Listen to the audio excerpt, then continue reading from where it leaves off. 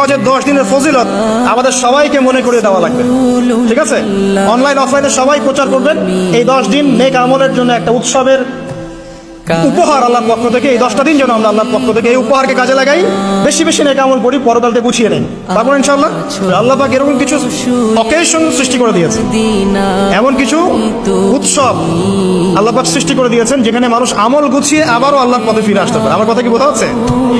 ঠিক এরকমই একটা উৎসব হচ্ছে, একটা অকেশন হচ্ছে আমলের উৎসব, সেটা হলো এই জিলহজ মাসের প্রথম 10 দিন। এই জিলহজ মাসের প্রথম 10 দিন সম্পর্কে আল্লাহ পাক সূরা ফজরের মধ্যে শপথ করেছেন, ওয়াল ফাজরি, ফজরের কসম, ওয়া লায়ালিন আশর, এবং এই 10 রাতের কসম। এই 10 রাত বলতে এখানে জিলহজ মাসের এই 10 দিন এবং 10 রাতকে বোঝানো হয়।